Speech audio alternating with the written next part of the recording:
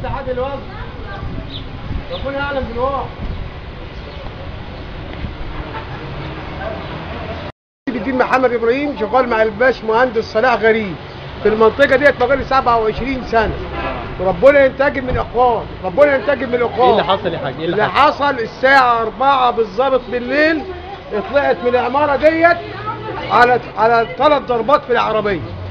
جينا لقينا الدنيا كلها حته فيها نار وقعدنا نقول روحوا يا اولاد. الدكتور عبد الفتاح من فوق بقى يصرخ، اللي هو صاحب العربيه بقى يصرخ زي المره يقول غتوله يا عيال. اجت بقى المطافي الطفي، مش الحجن العربيه دي، مش الحجناها اللي حجناها ده اهي على الاخر ودي دول ظلمه مش حداهم بيه. شفت حد يا حاج؟ ها؟ شفت حد؟ لا متلتمين خدوا المكن وجريوا بيه. يعني انت شفت ناس متلتمين على مكن. كام واحد؟ اتنين خدوا المكن وجري. كل واحد بمكنه ولا الاثنين؟ لا الاثنين على مكن. طب كان معاهم حاجه في ايديهم؟ لا ما ولعوا من ساعه ضرب العربيه ديت فيها انذار. الانذار ضرب صاحبها صحي. ساعه ما شاف الولع قال نقول روحوا يا اولاد. العربيه فيها تانك بنزين، فكانت معدل الاشتعال شديد، وكان سلة اللهب كلها يعني مرتفع ارتفاع شديد. يمكن اكيد شفتوا في العماره اللي وصلنا هو الباشمهندس صلاح غريب.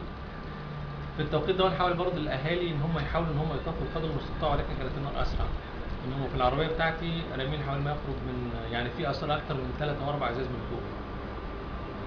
يعني طبعا مش هقدر يعني كعدد يعني، بس كم الازاز اللي هو يوضح ان هو فيه مولوتوف عدد ازاز كتيره يعني. تمام. وفي العربيه اللي على الشمال برضه اللي هي عربيه رئيس النيابه برضه كان في اثار لزجاجات مولوتوف، والعربيه الثانيه برضه اثار زجاجات مولوتوف. طبعا في بعض الاشخاص بعد ما المطافي وصلوا وتمت السيطره على الحريق قال لك احنا شفنا اشخاص، بس اشخاص يعني غير مألوفه بالنسبه لهم. يعني واحد من الجيران كان طالع يصلي الفجر فبقول لي شكلهم غريب عن الحي يعني مش من ابناء الحي.